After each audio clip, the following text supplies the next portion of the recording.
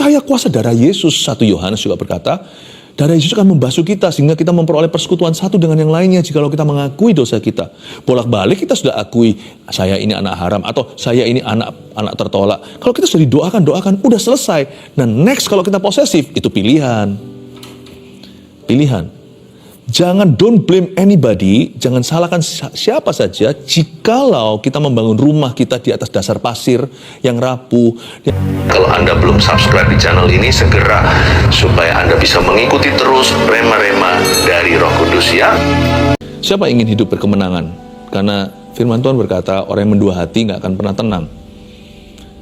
Kalau kita memang mau betul-betul happy versi Tuhan yang lengkap gitu, rasa tidak ada tuduhan, tidak ada dakwaan, hati ini plong atau serasa bebas, merdeka untuk menikmati berkat dan janji Allah tanpa perasaan guilty atau perasaan bersalah, kita tidak boleh toleransi dosa. Stop being plan, sudah berhenti, sudah waktunya kita membuat keputusan dan kita melawan setan, tunduk pada Allah. Bukan hanya setan akan lari daripadamu, tapi kita akan lari mendekat pada Tuhan. Saya sampaikan satu kebenaran sederhana yang saya kasih tema, jangan toleransi dosa.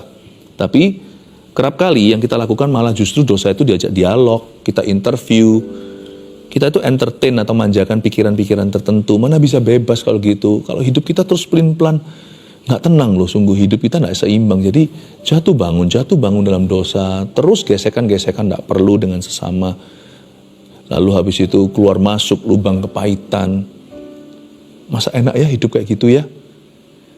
Di GMS yang saya gembalakan, jemaat tahu bahwa ini tahun kemenangan yang kita sama-sama imani. Dan kalau kita mau benar-benar menang, kita harus tegas sama dosa, bahkan kita harus keras sama kebiasaan buruk tertentu. Tapi biasanya mulai dengan paradigma yang salah. Makanya saya kasih judul, jangan toleransi dosa. Hakim pasal 1 ayat 27 dan 28. 2 ayat saja singkat, saya bacakan dulu ya. Hakim 1 ayat 27. Suku Manasye tidak menghalau penduduk Bet-Sean dan penduduk segala anak kotanya. Penduduk Ta'anak dengan segala anak kotanya. Penduduk Dor dengan segala anak kotanya. Penduduk Gibleam dengan segala anak kotanya. Dan penduduk Megido dengan segala anak kotanya. Sebab orang Kanaan itu berkeras untuk tetap diam di negeri itu. Setelah orang Israel menjadi kuat, mereka membuat orang Kanaan itu menjadi orang Rodi dan tidak menghalau mereka sama sekali. Apa yang salah? Dalam cerita ini apa yang benar dulu ya?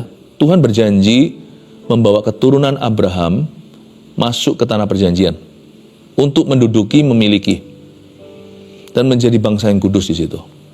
Masuk sih masuk. Tapi waktu masuk mereka pelin-pelan. Waktu masuk mereka tidak sungguh-sungguh melaksanakan perintah Tuhan. Sebenarnya berkat bukan takaran. Kalau kita kira kita diberkati, ya puji Tuhan. Tapi belum selesai tanggung jawab kita. Sebab berkat itu sendiri di dalamnya bisa mendekatkan kita atau menjauhkan kita dari Tuhan. Setelah orang diberkati, kita bisa lupa. Berkat itu datangnya dari Tuhan. Tanggung jawab kita tetap harus dilakukan. Mereka sudah masuk ke tanah perjanjian, bahkan menjadi bangsa yang rule atau bangsa yang memerintah. Tapi mereka juga tidak kunjung serius untuk melaksanakan apa yang Tuhan kehendaki atas mereka. Mereka itu sama firman Tuhan itu banyak negonya, kompromi kanan kiri, gak pernah 100% gitu loh jadi orang. Apapun yang mereka komitmen ya, mereka setengah-setengah. Orang yang komitmennya 80% juga setengah-setengah, tidak rampung. Kita sama Tuhan itu harus totalitas. Baru kita itu bisa merasa bebas untuk menikmati berkat-berkatnya. Saya bacakan dulu ayat yang ke-27. Suku Manasye tidak menghalau penduduk Bet-Sean. Suku Manasye ini adalah salah satu suku terbesar. Siapakah Manasye? Manasye adalah anak sulungnya Yusuf di Perjanjian Lama. Yusuf itu keturunan Abram, Ishak, Yakub. Manasye ini anak sulungnya yang diadopsi sama bapak Yakub. Karena itu 12 suku Israel nggak ada suku Yusuf. Diganti sama 2 putranya. Manasye dan Efraim. Itu diangkat anak. Jadi 12 suku Israel, Yusuf sendiri diwakili dengan Manasye dan Efraim. Manasye itu si sulung. Gede banget teritorinya. Besar sekali. Meskipun Efraim yang dapat berkat kesulungan. Ingat ceritanya ya, sedikit review kalau Anda pernah baca Alkitab di Kitab Kejadian. Pada waktu sebelum meninggal dunia, Bapak Yakub berkati cucunya. Tangan kiri dan tangan kanan dikasih si bungsu, tangan kiri dikasih si sulung. Efraim dapat hak kesulungan. Meskipun demikian, Manasye juga adalah suku yang sangat besar wilayahnya. Kuat sekali militeri atau tentaranya. Dan dia memang sungguh-sungguh anak pertama yang Tuhan berikan pada Yusuf. Boleh dikatakan ini orang kuat. Ternyata orang kuat nggak tentu orang taat. Diberkati Tuhan nggak tentu setelah itu kita memuliakan Tuhan. Diberi advantage atau diberi sama Tuhan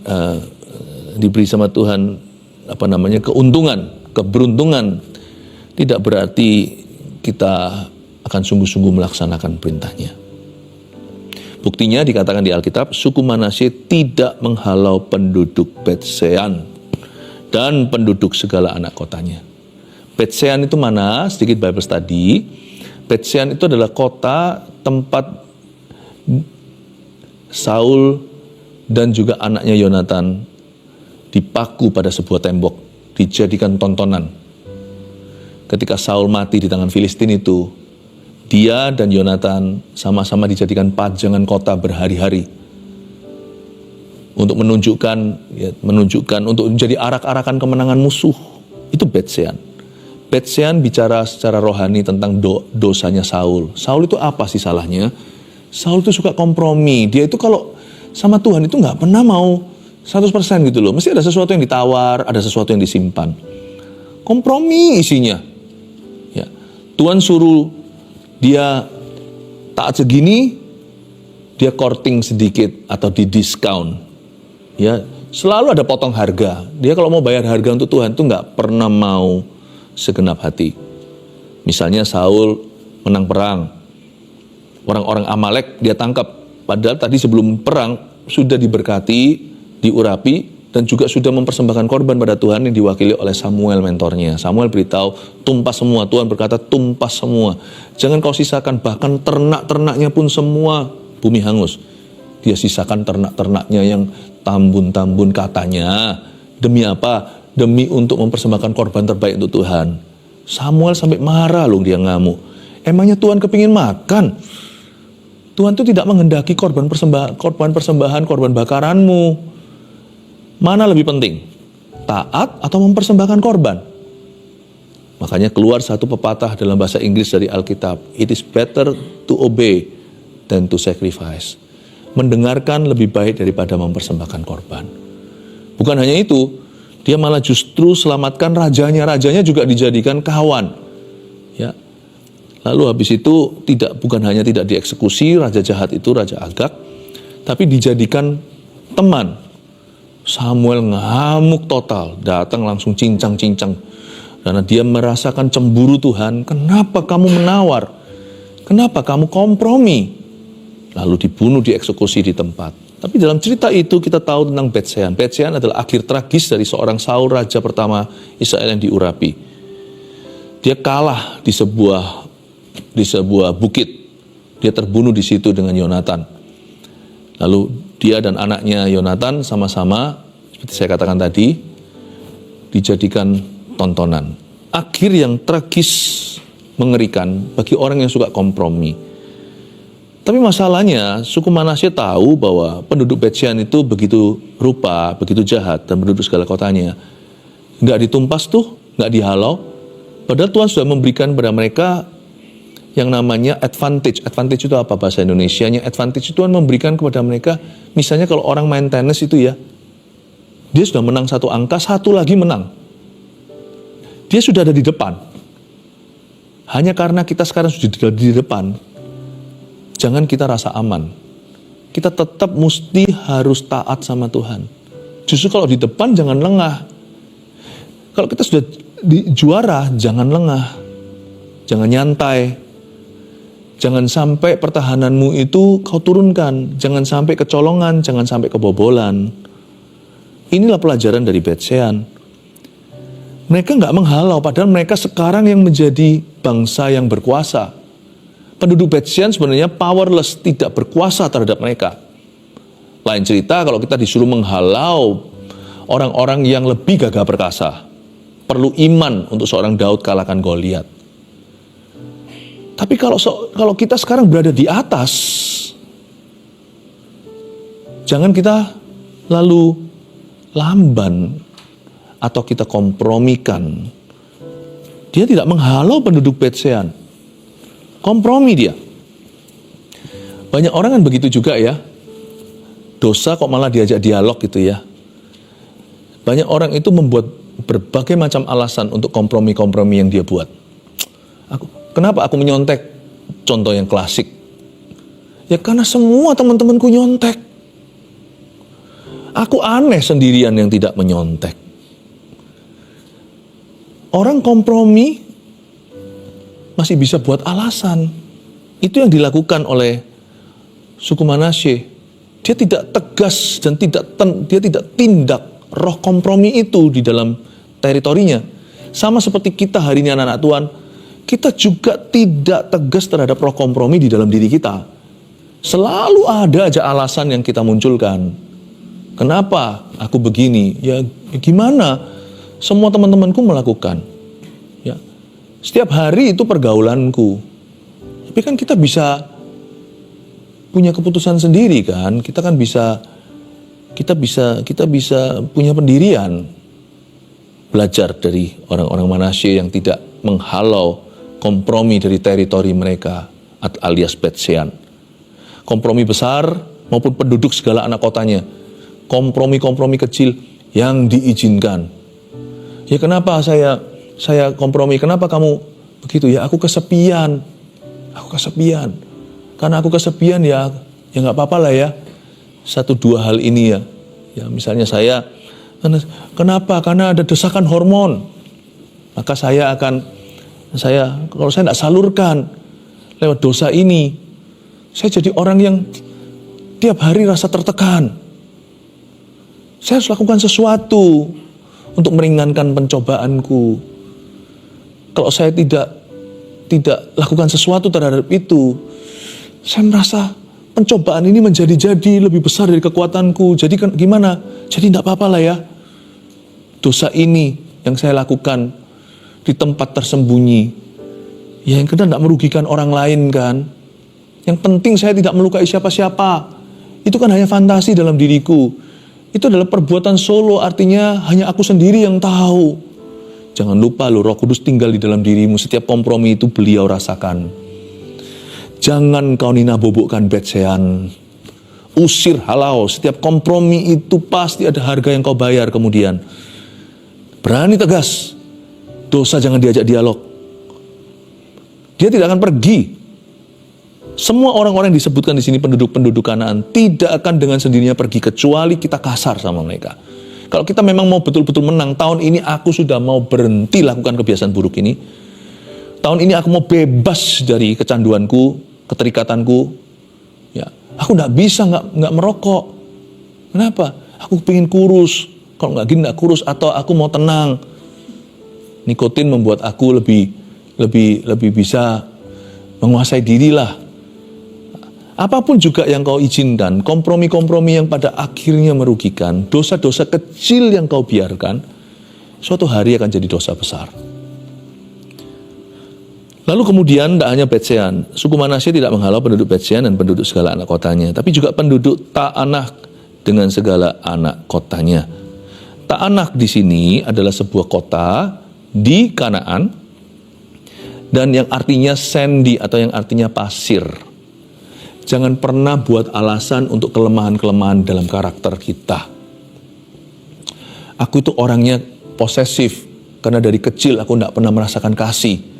Jadi kalau sampai aku menemukan seorang yang kukasih, aku tidak mau membiarkan dia pergi. Janganlah terus buat alasan untuk kelemahan di dalam jiwamu. Kelemahan karakter kok dibumbuin. Kenapa aku begini? Rasanya itu banyak kutuk di hidupku. Why? Karena aku ini anak haram. Aku dikandung dulu di luar nikah oleh papa mamaku. Ya, anak kecelakaan. Ya bolehlah itu menjadi suatu alasan mengapa kita seperti ini hari ini. Mengapa jalan kita susah. Tapi kalau kita sudah pernah didoakan oleh seorang anak Tuhan, dan kita sendiri pernah berdoa untuk memutuskan, kalau nama Yesus pernah diucapkan atas kita, dan kita sungguh-sungguh pegang firman, putus loh kutuk itu. Putus itu. Jangan pernah selalu, kalau setiap kegagalan kita itu selalu tarik lagi benangnya itu ke belakang. Seperti ada karet yang tarik kita lagi ke zaman dulu. Aku begini, karena dulu begitu. Kenapa aku tuh terus jadi orang yang tertolak? Karena aku ini adalah anak penolakan. Dulu waktu kecil ya, papa mamaku itu kepingin aku jadi anak cowok, padahal dia cewek. Makanya sekarang aku ini LGBT. Loh, tapi waktu kita terima Yesus, 2 Korintus 5:17 berkata, kita ciptaan baru. Yang lama sudah berlalu, yang baru sudah datang. Belum lagi saya percaya pada yang namanya pelayanan kelepasan, deliverance ministry. Ya, maka mereka akan mengusir setan demi nama aku. Kalau memang ada setannya, pada waktu Anda dibaptis, pada waktu kita didoakan, waktu kita berada dalam CG, di kelompok kecil, kita saling mendoakan. Bukankah Yakobus 5 berkata, saling mendoakanlah kamu, saling mengaku dosalah, dan kamu akan sembuh, atau agar supaya kamu disembuhkan. Kita percaya kuasa darah Yesus. 1 Yohanes juga berkata, darah Yesus akan membasuh kita sehingga kita memperoleh persekutuan satu dengan yang lainnya jikalau kita mengakui dosa kita. Bolak-balik kita sudah akui, saya ini anak haram atau saya ini anak tertolak. Kalau kita sudah doakan, udah selesai. Nah next kalau kita posesif, itu pilihan. Jangan don't blame anybody, jangan salahkan siapa saja jikalau kita membangun rumah kita di atas dasar pasir yang rapuh, yang akan segera runtuh ketika banjir atau banjir bandang tiba, ketika angin taufan datang. Kalau kita tetap pasir seperti itu dan kita tidak mengubahnya dengan sengaja menjadi batu karang yang teguh, menjadi fondasi yang kuat, yaitu pilihan kita. Memang kita tidak mau menambalnya. Kita tidak mau membangun kelemahan kita di atas dasar kelemahan kita, kekuatan Allah. Aku gak bisa doa, sibuk aku. Nah kita selalu menyalahkan orang lain atau menyalahkan sikon, situasi, kondisi untuk pasir yang kita terima. Kenapa saya baca Alkitab gak ngerti. Lalu kita akhirnya memilih untuk tidak membaca atau merenungkannya. Sedangkan untuk sesuatu yang kita minati, kita tidak mengerti, misalnya kita dapat HP baru, smartphone, kita sangat-sangat tidak familiar dengan teknologi ini. Kita pelajari banget sosial media, kita belajari sekali seluk-beluknya, gini-gitunya, karena tertarik untuk cipta konten. Firman Tuhan memang ada yang langsung berbicara, tapi ada beberapa yang perlu digali lebih dalam lagi karena emasnya lebih dalam. Tapi kalau kita gak pernah jadi batu karang yang teguh, kita terus pasir melulu, kita gak pernah bangun kerohanian kita gak bisa salahkan keadaan, kita gak bisa berkata, oh karena aku gak ngerti Alkitab, maka saya gak membacanya. Aku sibuk, kalau kita memang sibuk, bangunlah lebih pagi, atau tidurlah lebih awal, atau kalau perlu tidurlah lebih larut. Bukan HP-an, bukan gadgetan, tapi kita pulang setelah semua selesai tugas-tugas rumah kita, misalnya Anda orang tua, Anda juga bekerja, selesai anak tidur, ini itu, lalu saat teduh malam-malam ketika tidak ada orang mengganggu. Ya, besok pagi langsung kerja, mungkin terlalu. Ada orang yang saat teduhnya malam juga gak apa-apa, lebih baik daripada tidak ada. Komitmen untuk membangun, bukan di atas pasir, membangun di atas batu karang yang teguh, itu komitmen kita. Jangan kita beralasan untuk tak anak. Halau untuk tak anak. Aku tidak mau lagi lemah secara rohani. Aku tidak mau jadi orang yang soak. Dikit-dikit flu rohani. Dikit-dikit begini. Aku nggak mau yang jadi orang yang dikit-dikit nyerah. No. Aku tolak. Aku akan halau tak anak. Aku akan usir tuh pasir. Mulai hari ini aku memilih untuk kuat. Daripada aku mengeluh dan semakin mematahkan semangatku, aku memilih untuk memuji dan menguatkan diriku. Aku memilih untuk mengucapkan dan mengakui firman. Mulut saya mengakui firman, mengakui dengan iman. Mungkin pikiran saya terasa lebih kuat ya, pasirnya lebih banyak, batunya dikit lagi. Tetapi saya mau perbesar batu itu. Mulai hari ini aku mau pakai mulutku untuk mengaku. Malah saya mulai baca ayat-ayat, saya baca firman secara teratur, lalu saya ambil ayat-ayat emas, saya tuliskan atau saya tulis di note atau di catatan. Saya mulai hafal ayat-ayat itu yang memang kiranya ayat-ayat itu menjadi pedoman saya waktu saya khawatir. Menjadi pegangan saya waktu saya lemah. Menjadi tumpuan kaki saya ketika saya hampir jatuh. Saya akan ingat ayat-ayat itu seperti di Filipi katakan, aku dapat melakukan segala perkara di dalam Dia yang memberiku kekuatan. Bahasa Inggrisnya pun saya hafal, I can do all things through Christ who gives me strength.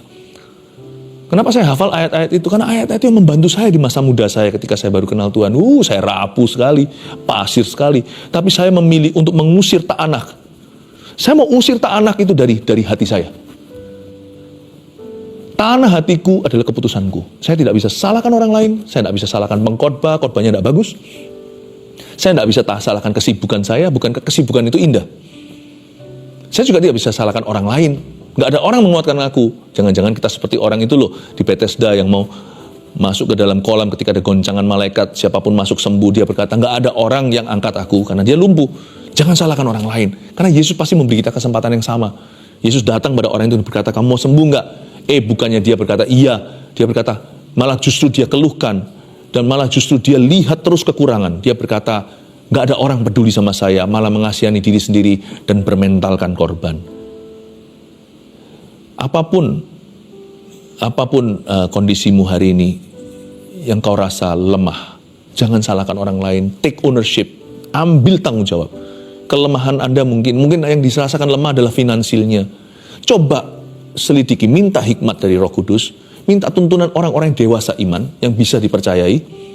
Anda nanti akan melihat ternyata, oh iya ya, gimana aku bisa memelihara berkat? Kalau aku foya-foya, prioritasku loh terbolak-balik semuanya. Ya, nggak jelas. Keinginanku itu di atas kebutuhan. Makanya saya nggak bisa nabung. Dan saya nggak punya prioritas apa dulu yang saya harus utamakan. Belum lagi saya tidak punya disiplin untuk memberi kepada Tuhan. Tidak ada hati yang disengaja. Tidak ada hati yang disengaja untuk jadi seorang pemberi. Mana bisa? Saya tidak punya manajemen yang bagus akan keuangan pribadiku sendiri. Bagaimana Tuhan bisa mempercayakan harta sesungguhnya? Jangan salahkan gajiku kurang. Jangan salahkan tagihannya. Jangan salahkan semuanya inflasi, semua harga naik. Saya percaya Yehova Jireh itu selalu mencukupkan. Kalau kita sampai tidak bisa, nggak cukup, itu coba kita lihat. Apakah ada pengelolaan kita yang salah? Kalau ada pasir di dalam teritori hidupmu, kitalah yang bertanggung jawab untuk mengusir pasir itu, menggantinya dengan batu karang teguh. Jangan beralasan untuk betsean, jangan beralasan untuk kompromi-kompromi apapun yang kau izinkan.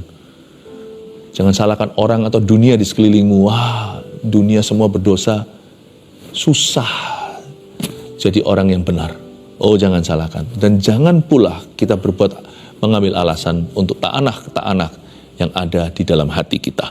Coba kita lihat lagi ayat kelanjutannya. Bukan hanya dengan segala anak kotanya, penduduk Dor dengan segala anak kotanya, penduduk Ibleam dengan segala anak kotanya. Dor dan Ibleam sama-sama adalah kota-kota di Kanaan yang penuh dengan imoralitas. Hancur akhlak moralnya, ampun. Saya kira zaman ini adalah zaman yang parah, zaman edan kata orang. Ternyata dari dulu ini kota-kota yang sangat terkenal dengan immorality. Dari zaman dulu sudah ada LGBTQ. Dari zaman dulu sudah ada korupsi. Zaman dulu sudah ada murder, sudah ada pembunuhan berencana. Zaman dulu sudah ada semua dosa-dosa yang tidak patut diucapkan. Incest, jatuh sama anggota keluarganya, jatuh dalam dosa dengan rekan-rekan kantornya, rekan pekerjaannya. Dor dan Ibleam, dua-dua adalah kota-kota yang ternama untuk hal-hal seperti itu. Apa yang hari ini menjadi alasan kita? Aku memang begini. Kenapa aku LGBT? Kenapa saya melakukan, bukan hanya punya kecenderungan, tetapi melakukan aktivitas dan gaya hidup seorang homoseksualita, baik pria maupun wanita. Ya. Kenapa? Karena mungkin ada yang mengaku, karena aku memang lahir begini, Tuhan takdirkan aku demikian. Aku ini adalah seorang pria terjebak di dalam tubuh seorang wanita. Sebaliknya, aku seorang perempuan terjebak di dalam tubuh laki-laki. Kok kita masih bisa entertain? Dan kita bisa ngajak ngomong diri sendiri, ajak dialog. Tuhan yang salah ini. No. Dosa adalah dosa. Kecuali kita tegas mendefinisikannya, kita tidak akan bebas. Ketika dosa disangkali, kuasa itu bercokol di situ. Ketika dosa itu diterangi sama firman, lalu kita bawa ke hadapan Tuhan, kita akui keadaan kita minta Roh Kudus turun tangan, disitulah permulaan yang namanya freedom atau kemerdekaan. Tahukah Anda, semua imoralitas, kenapa pornografi? Pornografi membuat saya lebih, sehingga saya tidak jadi orang yang nafsu katanya. Lewat jalan ini tersalurkan sudah katanya. Salah. Justru karena pornografi itu semakin berapi-api. Semakin yang namanya hawa nafsu daging kita menjadi-jadi. Coba lihat kalau orang itu mulai menghalalkan pornografi di dalam hidupnya. Nanti lihat waktu dia pacaran, dia benar-benar akan jatuh ke dalam berbagai macam dosa sebelum pernikahan. Nggak ada orang itu hanya berhenti sampai melihat sesuatu, mendengar sesuatu. Apapun yang kau dengarkan dan apapun yang ada di depanmu yang kau izinkan terus lama-lama kau tiru. Justru tidak memadamkan api itu, justru menyalakan api tersebut. Mungkin ada orang-orang yang merasa aku kalau enggak minum-minum, ya kan, kalau enggak minum-minum, aku ini cenderung untuk stres. Ini caraku untuk menghilangkan stres katanya.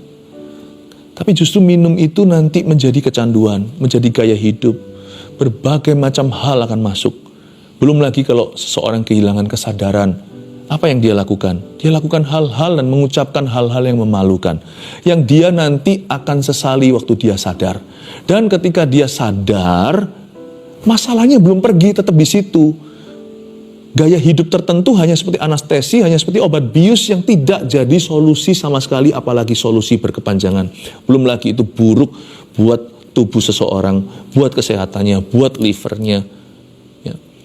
Ada orang yang memakai barang-barang terlarang seperti narkoba, katanya untuk bisa melepaskan penat, untuk supaya bisa tidur. Kalau kita masih merasa itu dapat diterima, kenapa? Alasannya baik. Supaya bisa tidur, supaya bisa lepaskan stres, supaya tenang, supaya bisa lupa masalah. Kalau kita masih merasa itu sesuatu yang baik, gak bisa bebas, gak bisa lepas. Karena dosa hanya pergi kalau kita tegas. Kalau kita merasa bahwa kita memang lahir demikian, ya memang itulah aku, ya oke ya, itu aku ya, pokoknya itu aku ya begitu. Kalau kita merasa dosaku itu identitasku, kita gak akan pernah menerima identitas baru, yaitu yang dari Kristus. Selama kita masih menghalalkan sesuatu dalam hidup kita yang notabene salah dan dilarang firman, dan sesuatu yang Tuhan jelas-jelas berkata ini merugikanmu, ini dari roh-roh jahat, ini dari kuasa gelap, bukan dari aku. Kalau kita masih bisa istilahnya membuat itu menjadi sesuatu yang kita bisa terima dalam hidup kita, karena itu ada faedahnya. Tidak akan bebas. Hidup tidak akan pernah happy, tidak akan pernah bahagia. Karena kita merasa itu masih ada nilai plusnya dalam hidup saya. Aku ngamuk, marah. Oke, baik. Bukannya kita mengampuni, duduk di bawah kaki Tuhan, berlutut di sana dan berkata, Tuhan ambillah roh kepahitan.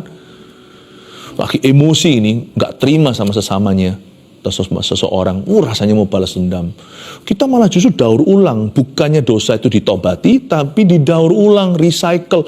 Dan kita berkata, aku akan pakai rasa amarahku ini. Aku akan jadi orang yang paling sukses di dunia. Aku mau tunjukkan sama mereka, aku siapa. Aku mau tunjukkan nanti ya, suatu hari mereka akan lihat. Aku begitu hebat. Mungkin Anda dapatkan karena Anda gigih, tapi suatu hari Anda ada di atas di sana, akan timbul masalah baru karena spiritmu salah. Selama kita tidak mau melepaskan pengampunan dan kita anggap bahwa amarah kita ini dibenarkan dan ini akan mengerjakan kebenaran, sedangkan ayat berkata dengan jelas, firman Tuhan berkata begini, amarah manusia tidak mengerjakan kebenaran. Kita tidak perlu pakai ambisi atau emosi. Kenapa tidak jadikan motivasi kita itu adalah kasih? Karena kasih itu kata Song of Solomon atau kata Kidung Agung, kasih lebih kuat dari maut. Apa yang lebih kuat dari benci? Kasih. Apa yang lebih kuat dari ambisi? Kasih. Apa yang lebih kuat dari emosi? Kasih. Oleh karena kasih, seorang mama akan berkorban bahkan lawan macan kalau anaknya mau diterkam. Ya. Kalau perlu seorang lumpuh akan berjalan untuk bela keluarganya atau bela kebenaran. Karena kasih itu so strong.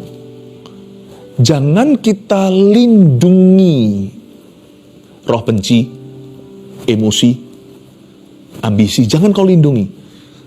Lepaskan, serahkan, buang jauh-jauh. Dan kita minta kekuatan yang lebih hebat, yang stronger, yaitu kasih untuk memerintah hati kita. Kalau kita masih merasa itu sesuatu, kita tidak akan bebas. Coba Anda lihat sekarang ya.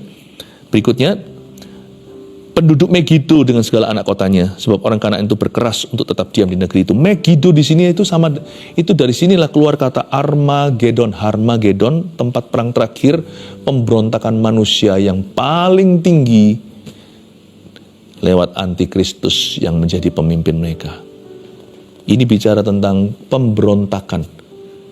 Selama kita masih bisa membuat alasan untuk pemberontakan kita, apapun alasannya tidak dibenarkan, kenapa memberontak sama papa mama? Ya tidak fair. Kenapa saya memberontak sama pemimpin saya? Pemimpin saya nggak becus. Selama kita merasa bahwa kita benar untuk memberontak demikian, kita tidak akan berubah.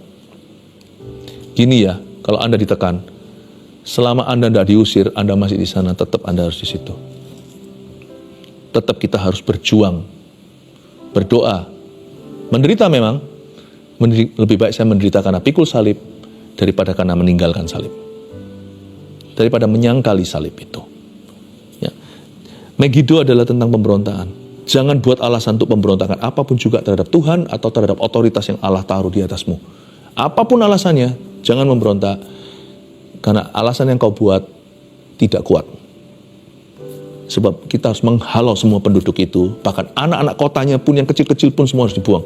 Kalau sama Tuhan itu, jangan sampai angkat kanker sebagian, bersihkan. Terakhir setelah orang Israel menjadi kuat, mereka membuat orang Kanaan itu menjadi orang Rodi. Lucunya, mereka tidak menghalau mereka sama sekali. Pas kuat pun tidak menghalau. Ada orang berkata gini loh, aku mau taat itu susah, kenapa? Aku ini lemah imannya. Gak tentu loh, orang yang kuat imannya juga bisa gak taat loh. Akhirnya dia jatuh. Jadi 3 poin ini Anda tulis, jangan toleransi dosa. Tujuan saya menyampaikan firman ini adalah supaya Anda bebas, supaya Anda bahagia, diberkati dan dipakai oleh Tuhan. Supaya tahun ini tidak ada lagi orang pelin-pelan, tidak ada orang yang mendua hati dan hidupnya tidak tenang, tapi supaya semua keluarga saat itu bersama mengalami kemenangan demi kemenangan. 1, dosa tidak akan pergi kecuali kita mengusirnya. Ingat itu ya. Semakin kau bela, semakin dia bercokol di sana. 2, jangan buat alasan-alasan untuk menutupi dosa. Saya tambahin, even yang masuk akal, termasuk yang masuk akal. Jangan kau buat alasan. Baik itu alasan untuk memberontak lah sama orang tua, sama pemimpin lah, sama siapa lah. Jangan kau lakukan. Karena semua alasanmu yang masuk akal itu tidak akan diterima oleh Tuhan. 3, ketaatan tidak tergantung pada kuat lemah kita. Ternyata akhirnya ketaatan adalah sebuah keputusan dan kesadaran. Jadi kalau Anda merasa diri hari ini, saya ini lemah, pastor, imanku lemah. Anda jangan tunda ketaatan, Anda bisa taat saat ini juga, sekarang juga, hari ini juga. Kenapa? Dia tidak tergantung kuat lemah Anda. Dan kalau Anda merasa kuat, hati-hati loh, jangan lengah loh, jangan sampai jatuh. Kalau sudah kuat, kita merasa di depan, terus taat. Sebab Tuhan belum selesai bekerja dalam kehidupanmu. Dan ketaatan yang tertunda adalah kemuliaan dan kemenangan yang tertunda. Semakin hari kita semakin taat pada Yesus Kristus, bukan supaya kita masuk surga. Tuhan sudah terima kita dan mengampuni dosa kita sebelum kita bisa berbuat apa-apa. Waktu kita terima Yesus, Tuhan ampuni. Tapi waktu kita taat, kita akan berjalan dalam rencana Tuhan. Kita akan berjalan terus dalam rencana Bapa dan rencananya yang ajaib. Saya berdoa hidup Anda diberkati. Haleluya. 1 Petrus 4 ayat 7. Kesudahan segala sesuatu sudah dekat. Karena itu, kuasailah dirimu dan jadilah tenang, supaya kamu dapat berdoa. Saudara yang terkasih, terima kasih telah mendengarkan firman Tuhan hari ini. Jangan lupa untuk dukung terus channel ini dengan cara subscribe, like, share, dan juga komen, agar saudara kita yang lain juga boleh terberkati. Tuhan Yesus memberkati kita.